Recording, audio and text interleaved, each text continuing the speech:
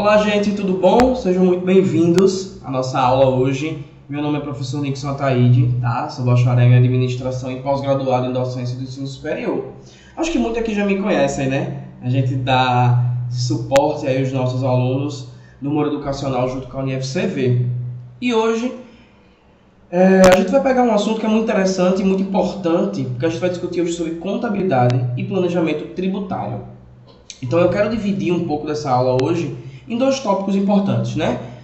Vamos falar um pouquinho sobre competências tributárias e um pouco sobre os conceitos dos tributos, a introdução a eles. Porque o conteúdo é bastante grande, é bastante extenso, e eu quero pegar isso com vocês, tá? Então vamos lá. Para a gente iniciar, é importante que se entenda alguns conceitos que eu vou dar aqui, tá? Então o nosso material, ele visa compreender os principais conceitos dos tributos, tá? E definir algumas obrigações principais também, tá? Então a gente vai falar um pouquinho sobre o conceito de carga tributária, um pouquinho de tributos diretos e indiretos, obrigação tributária e afins, tá? Então, vocês que estão em casa assistindo, muitos de vocês já têm meu telefone, já têm nos grupos de WhatsApp da faculdade. Podem me chamar também para a gente conversar um pouquinho, tirar algumas dúvidas, estou sempre disponível, vocês sabem muito bem disso. Meu dia a dia é corrido, mas eu sempre dou uma atenção especial para quem me procura, tá? Então vamos lá. Vamos falar um pouquinho sobre os conceitos de tributos. Se eu estiver olhando um pouquinho desviado para a câmera, é que eu estou com uma cola aqui também para pegar alguns pontos importantes, tá? Então, o sistema tributário nada mais é do que um conjunto de normas e instituições que tem aí como finalidade instituir e arrecadar tributos, né? Conforme a competência dos entes das unidades federativas, ou seja, os estados, Distrito Federal e municípios, né? Então, as matérias de sistema tributário e de finança pública, elas dividem isso aí de maneira muito boa em cima da Constituição Federal, tá? Então, a legislação tributária, ela é entendida como várias normas que envolvem assuntos são tributários, né? Isso é do artigo 96, lá da Lei 5.172/66, que diz o seguinte: traz a expressão de legislação tributária como destaque de que compreende as leis, os tratados, as convenções internacionais, os decretos e as normas complementares que versem no todo ou em parte sobre tributos e relações jurídicas. Ou seja, a lei ela é entendida como esse monte de normas que vão compreender todas as leis, todas as tratativas, todos os acordos feitos, tanto internacionalmente quanto juridicamente para isso, tá? Assim, vamos pegar aí um pouquinho dos conceitos, beleza? Então, resumidamente, né? A gente vai falar um pouquinho sobre tributo. Tributo nada mais é do que uma prestação monetária compulsória, ou seja, obrigatória, tá? Seja ela em moeda ou valor, ou qualquer outro valor que a gente possa exprimir. E ela é obrigatória, como eu já tinha falado, ela é compulsória, e ela tem o dever de recolher valores em dinheiro para os cofres públicos.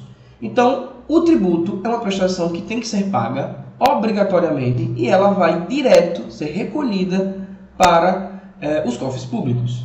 Dessa forma, o poder público tem o direito de exigir o cumprimento dessa obrigação, que é pedir os impostos, né, pedir o tributo, por lei nacional. Ou seja, o tributo não é uma penalidade, nada mais é do que um evento previsto em lei que todo cidadão é imposto a pagar. Simples assim, tá? Então, de acordo com alguns artigos da Constituição Federal de 88, né, de 1988, os tributos passam a ser divididos em algumas espécies que são impostos, taxas, contribuições de melhoria, empréstimos compulsórios e contribuições especiais. Perceba que a gente tem 5 modelos aqui. Eu tenho os impostos, que a gente vai discutir um pouco, as taxas, as contribuições de melhoria, os empréstimos compulsórios e as contribuições especiais. A gente tem uma galera de coisa para conversar, tá? Então, nesse contexto, a gente vai ressaltar a importante alteração que a lei nos trouxe também, né? A Lei 104/2001, que acrescentou um inciso que diz o seguinte: pagamento de bens imóveis na forma e condições estabelecidas em lei. Então a gente conseguiu extinguir o crédito tributário. Isso é uma coisa boa, tá?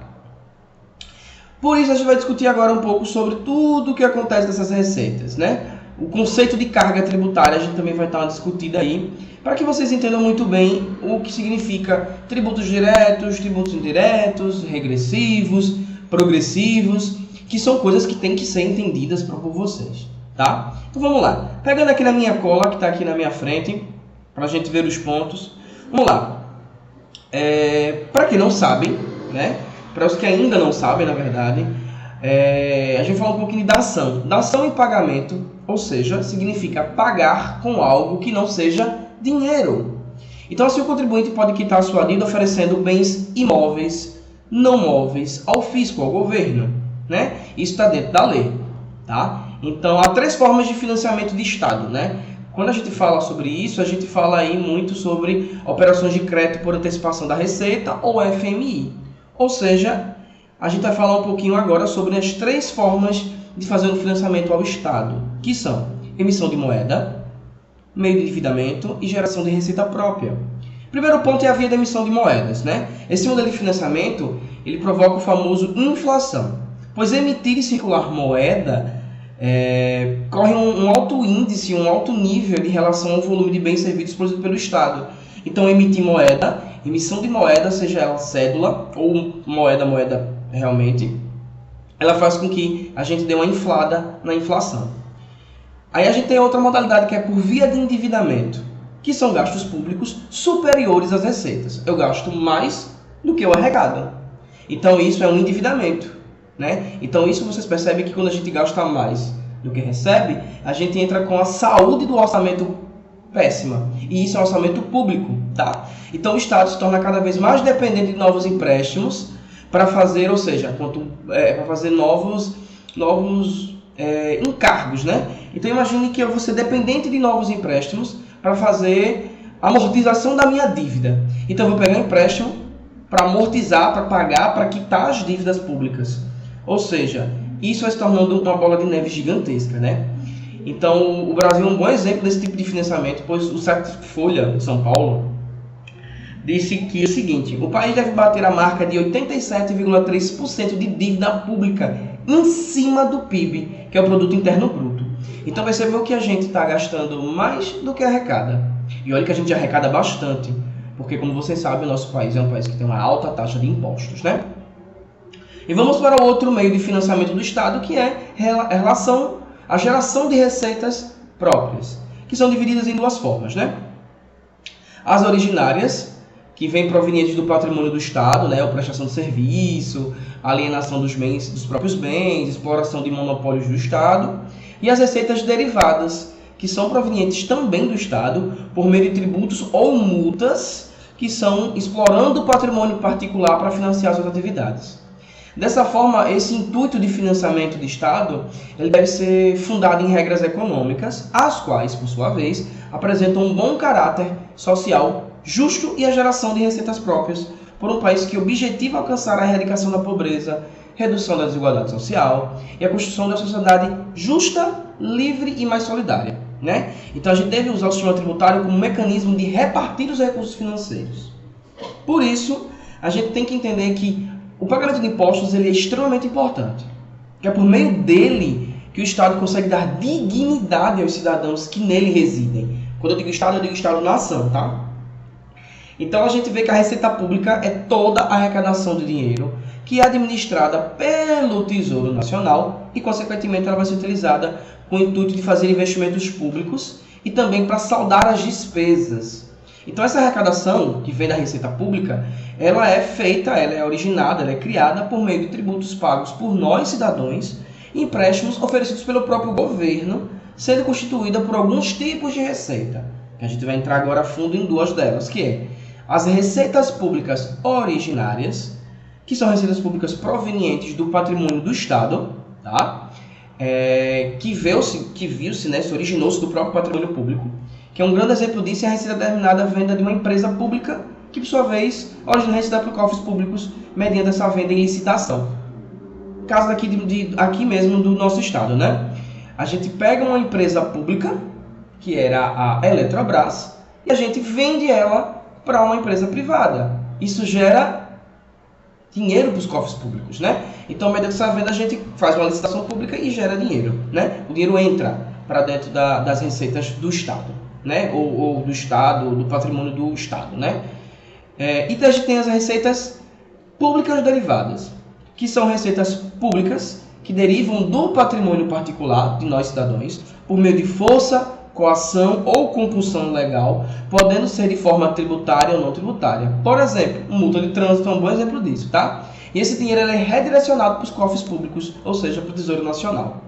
Percebam aí que a Receita Pública ela sempre vem da gente. Então ela vem no pagamento de impostos, dentro da compra de produtos, compra de serviços, ou ela vem de maneira compulsória, forçada, que é, por exemplo, a multa de trânsito, né? Então vocês percebam que o Estado ele tem várias formas de arrecadar dinheiro. Pegando as empresas que ele já tem, as empresas estatais, vendendo, arrendando e trazendo dinheiro para os cofres públicos, cobrando impostos de nós sobre produtos e serviços e fazendo com que a gente pague outros impostos em cima de outros tipos de coação, que é o caso das multas de trânsito, tá? Vamos lá. Aí a gente vem agora com um pouquinho do conceito de carga tributária. Gente, segundo a Receita Federal, tá? Esse é um exemplo dela. A carga tributária ela é definida com a relação entre a soma da arrecadação federal, estadual e municipal, dividida pelo produto interno bruto. Ou seja, a carga tributária é toda a arrecadação de tributos do estado, do município e a nível nacional, sendo dividida pelo produto interno bruto. De forma bem simples, a gente pode entender que a carga tributária do Brasil, com relação entre tudo, a sociedade paga em tributos divididos pela riqueza que é somada pelo governo. Então isso é muito interessante, tá? E o que é PIB, Nixon? Né? O PIB, o Produto Interno Bruto, são bens e serviços produzidos e importados, tá? Então a gente vai ter aí, no material de vocês da UniFCV, tem bastante slide, tem bastante material, e ele fala um pouco dos valores do Produto Interno Bruto, ele fala um pouco de valores da arrecadação tributária bruta, e também ele fala um pouco disso. É bom que vocês também olhem para que vocês entendam melhor, tá? Ciente disso, da carga tributária, né? A título de curiosidade, em 2017 a carga tributária do Brasil atingiu 32,43%, contra em 2016 32,29%. Então a gente está pensando que a gente está aumentando essa variação, né? Isso é muito importante a gente entender.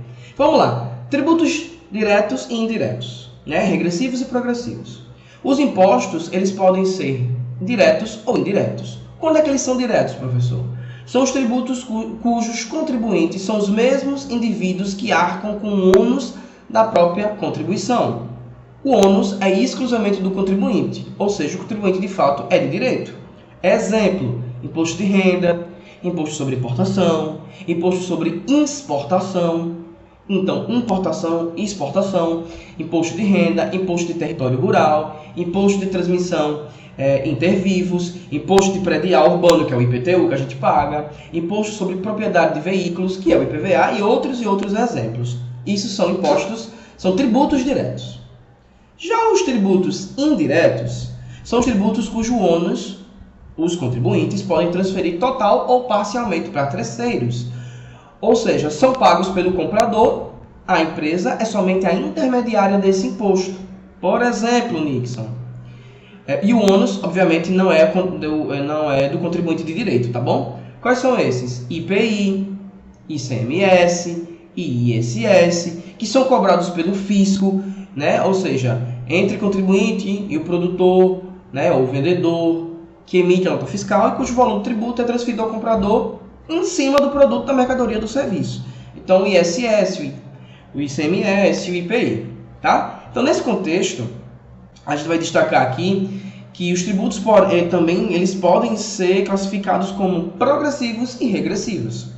Os tributos regressivos são aqueles em que a alíquota diminui proporcionalmente em que os valores incidem, né? Então, ou seja, ele tem relação inversa ao nível de renda do contribuinte.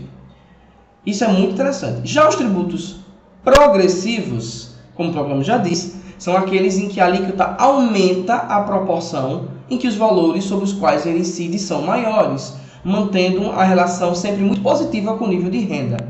Exemplo, tabela de imposto de renda, cuja alíquota varia de 15% até 27,5%. Então essa alíquota é bem elástica. E quanto for maior o valor, maior a alíquota, automaticamente maior a taxa que incide em cima, né? Isso é bem interessante também. Vamos falar um pouquinho sobre a obrigação tributária, né? Aqui ela também está envolvida nesse contexto de créditos imobiliários, créditos tributários. A gente entra com substituição tributária. Isso é importante também que vocês dêem uma olhada, tá? Para que vocês entendam. Daí vamos falar um pouquinho sobre competências tributárias, né? Que é compreender os principais tributos arrecadados por cada ente federado, né? E conhecer os tipos e espécies deles. Então vamos lá. O que é uma competência tributária de acordo com a União?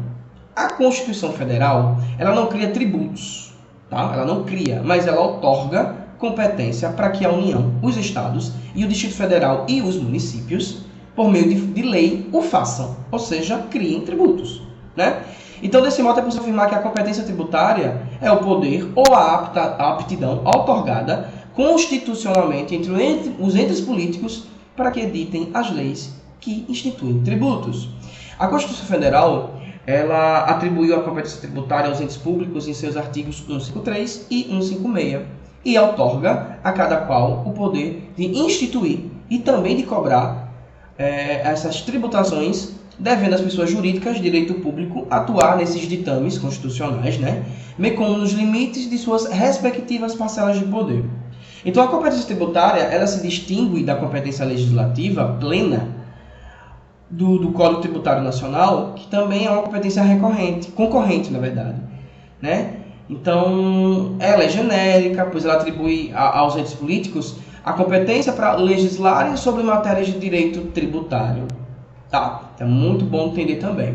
Vamos falar um pouquinho de imposto de renda, o bendito imposto de renda, né? O leão. Gente, o imposto de renda nada mais é do que mais um imposto da competência da União, né? do Estado, do governo, previsto nos artigos aí 153 do Código Federal, né? Do 88. E trata-se nada mais, nada menos do que um imposto com finalidade fiscal, que o objetivo dele nada mais é do que arrecadar recurso para o Estado. Então, nesse caso, a Constituição, ela divide ele de duas formas, de maneira generalizada, universalizada, progressiva. Generalidade, por exemplo, que é o primeiro tópico, significa dizer que a tributação alcança todo mundo. Ela é geral. Todo mundo é alcançada, dependendo do valor do salário, como a gente já sabe, né? Então, X salário eu pago imposto de renda. E eu declaro imposto de renda. Lembrando que eu posso declarar, todos nós podemos declarar imposto de renda. Não tem problema nenhum. Qualquer colaborador, qualquer pessoa pode declarar, tá? Universalidade significa dizer que a tributação alcança todas as espécies de rendimento. Todo mundo que tem rendimento, ela alcança, tá? E a progressiva significa que ela consegue tributar com alíquotas maiores rendimentos mais elevados. Então, quanto maior, mais alíquota. Que é aquele caso que eu dei para vocês do 15% aos 27,5%, né? Esse é o imposto de renda, o abençoado imposto de renda. E inclusive, a conta do imposto de renda é muito tranquila, tá? Vamos lá, vamos para o próximo. A gente vai falar um pouquinho agora sobre imposto sobre os produtos industrializados, o IPI. A gente vem falando bastante, IPI, ICMS, né? Então, de acordo com o artigo 46 do Código Tributário Nacional, o imposto de competência da União sobre produtos industrializados tem como fator gerador. Esse é o exemplo que está dentro lá do Código Tributário Nacional, tá?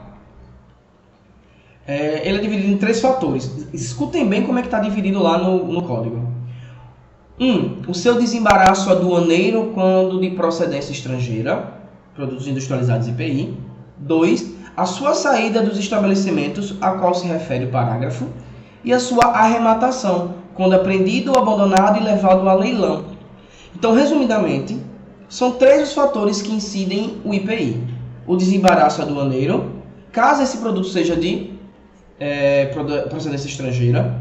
2. A saída do produto industrializado do estabelecimento industrial ou algum equiparado à indústria. E 3. A arrematação quando apreendido ou abandonado e este vai a leilão. Então, de acordo com a legislação do IPI, o importador ou o revendedor de produtos importados do exterior se submete a 2 incidências de impostos. Uma na importação, com o desembaraço aduaneiro, e outra na revenda do produto e com a saída dele do estabelecimento. Certo? IPI. Aí vamos lá, vamos para a próxima. Contribuição Social sobre Lucro Líquido, CSLL, tá? É uma contribuição social sobre o lucro líquido, que foi instituída pela lei, também de 1988, e tem a mesma base de cálculo do imposto de renda. Pessoa jurídica, né? Imposto de renda retido na fonte IRPJ. Só que, entretanto, ao contrário disso, a arrecadação dele não contribui para o Fundo de Participação dos Estados, que já é outra coisa. que é o FPE, nem para o Fundo de Participação dos Municípios, que é o FPM. Sendo assim, de ponto de vista bem teórico, bem tático, o CSL é um imposto sobre o lucro da empresa. Então, é um imposto em cima do lucro que a empresa tem. Tá? Porém, do ponto de vista federativo, é um imposto que a arrecadação pertence completamente à União. Tá? Esse imposto ele pode ter um impacto bastante decisivo em questões de inovação, de investimento, crescimento da economia. Tá? Então é bem interessante vocês depois darem uma lida aí com mais profundidade, porque é um conteúdo bastante longo. Tá, gente? Vamos lá. O próximo a gente vai falar sobre a contribuição tributária que os estados e o Distrito Federal têm que ter, né? Então vamos lá. Novamente, a Constituição de 88, ela permitiu que os estados e o Distrito Federal instituíssem sobre as operações de circulação de mercadoria e de serviços impostos, conhecido como ICMS e ICM, tá? Vamos falar um pouquinho do ICMS, que o ICMS é uma coisa que todos nós fazemos, né? O ICMS nada mais é do que o imposto de competência dos estados e do Distrito Federal, que incide sobre todo produto de diferente tipo, desde um carro até um pacote de pipoca que a gente compra no micro-ondas. Então é um imposto que está em cima de tudo. Veículos, produtos que a gente compra. Então ele é bem distribuído nisso tudo aí. Tá? E ele se aplica tanto em relação ao comércio dentro do país, quanto com a importação de bens ou qualquer serviço vindo do exterior. Então, dentro disso aí, a Constituição Federal, ela compete aos estados, novamente ao Distrito Federal, instituir esse imposto sobre operações de circulação de mercadorias, prestadores de serviços de transporte estadual, intermunicipal, comunicação, tudo isso aí dentro. Então o ICMS, conforme uma previsão lá da Constituição, ele tem algumas regras básicas, tá? Por exemplo, o fator gerador de ICMS corresponde à circulação de mercadoria ou de prestação de serviços. Então, a base do cálculo dele, de modo geral, é o valor da operação com a mercadoria, incluindo seguro e frete pago pelo comprador e também exclui descontos adicionais. Tá? Vamos para a alíquota do ICMS. O ICMS é um imposto que tem muitas particularidades na determinação da alíquota, que é a alíquota interna, né? Ela é determinada individualmente por estado, por uma legislação estadual. Então, a definição da alíquota interestadual é de competência do Senado, ou seja, o Senado é o órgão responsável para definir as alíquotas aplicáveis nas operações interestaduais, bem também como fixar uma alíquota máxima e mínima. Tá? Vamos lá. Vejam o que diz o texto no artigo 155 da Constituição Federal de 88. É facultado ao Senado Federal estabelecer alíquotas mínimas nas operações internas, fixar alíquotas máximas nas operações para resolver conflitos específicos que envolvam interesses de Estado. Gente, é bastante coisa, né? Vamos falar um pouquinho sobre a competência de tributos no município, que é imposto sobre serviços de qualquer natureza. É mais um imposto independente do que a gente faça, né? Então ele tem uma sigla que é o ISSQN, Imposto sobre Serviços de Qualquer Natureza, tá? Ou ISS, como a gente chama normalmente, que é um tributo de competência do município e quem fixa essa porcentagem é o próprio município. No caso, vou falar de Maceió, ele varia de 3% a 5%, de 2% a 5%, tá? E é uma Constituição Federal. A cobrança do ISS, ela é prevista nesse artigo, né? E ela é em cima do quê? De prestação de serviços constantes numa lista, e existe uma lei complementar que adicionou mais. E o que faz nascer essa obrigação tributária de pagar o imposto é a prestação do serviço, seja ele qualquer um. Então, o ISS tem como fator gerador a prestação de serviços e a gente tem que pagar ele independentemente. Tá? Então, o ISS ele incide sobre serviços prestados mediante a utilização de bens e serviços públicos explorados economicamente mediante autorização, permissão, concessão, pagamento de tarifa, preço ou pedágio. Tá? Então, isso é bem interessante. Falando sobre a alíquota, como eu já falei para você, aqui no estado ela varia entre 12% a 5%. E as empresas que são optantes pelo Simples Nacional, ela tem uma regra bem específica além disso, tá? Então perceba que a gente tem uma carga tributária muito grande. E se eu fosse realmente parar para a gente conversar mesmo a fundo, a gente tinha muito conteúdo. Por exemplo, a gente pode falar ainda do Simples Nacional, qual é o objetivo do Simples Nacional, qual é a definição dele, né? as autorizações que ele teve, os tetos de faturamento. Então, assim, a título de curiosidade, é importante realmente que vocês leiam bastante sobre o conteúdo do material de vocês em relação a isso. Porque a gente vai ter ainda os impostos de renda sobre pessoa jurídica, que existem os percentuais que a gente precisa analisar, as alíquotas, a determinação de cálculo, né, a contribuição social sobre o lucro líquido, que a gente já falou um pouquinho lá em cima, né, a gente tem o PIS, o COFINS, então a gente tem muita coisa. Eu gostaria bastante, depois de mandar um material para vocês, e eu gostaria de compartilhar ele, que é um material administrativo, né, um material meu administrativo, de minha autoria, que a gente vai falar um pouquinho sobre todos esses impostos. ICMS, imposto retido na fonte, e outras situações e outros impostos de maneira muito tranquila. Eu tenho esse material, né, e eu já deixo aqui para quem quiser, pela nossa coordenadora, nossa querida coordenadora Rosatricia Moura. O professor Link só tem um conteúdo sobre impostos, de maneira bem legal, de maneira bem tranquila de leitura. Cobrem a ela para ela me pedir, eu faço um envio para vocês desse material, é um material muito gostoso de ler. Ele é até mais tranquilo do que o material que a gente pode estar utilizando aqui, né? Eu chamo ele de rotinas administrativas.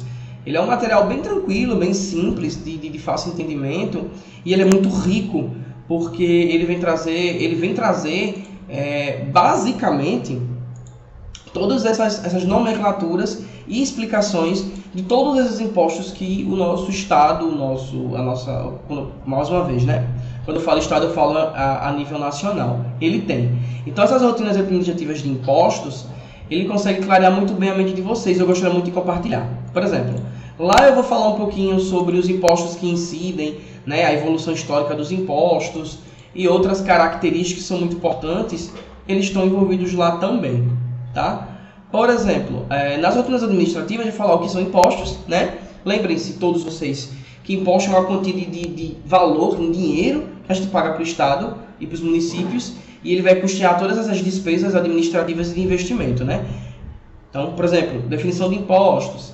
Lá eu falo sobre COFINS, eu falo do PIS, eu falo do PASEP, do IPI, dos impostos de renda, propriedade rural. Então, tem bastante conteúdo lá. Os impostos estaduais, eu falo sobre TBI. Então, assim, quem tiver interesse sobre essa questão, procura a nossa coordenadora Rosatricia para que ela me peça e eu faço o envio para todos e vocês têm acesso a mais um conteúdo. Lembre-se, sou um professor extremamente acessível. Então, precisando, entre em contato comigo, tá? Galera, baixem um material de vocês sobre contabilidade básica. Eu vou estar enviando mais alguns vídeos aqui sobre ética profissional. Vamos discutir mais um pouco sobre isso. Mas, no geral, eu consegui dar uma pincelada aí um pouco mesmo sobre a questão de tributos, né? Porque, assim, é um conteúdo bastante longo. Eu queria realmente que ficasse uma aula muito maçante, muito longa, porque as nomenclaturas são muito longas, tá? Bom, espero que todos tenham entendido. Agradeço mais uma vez o Moura Educacional por um encontro. Vou estar botando mais alguns vídeos sobre os novos conteúdos, tá bom? Um beijo, fiquem bem.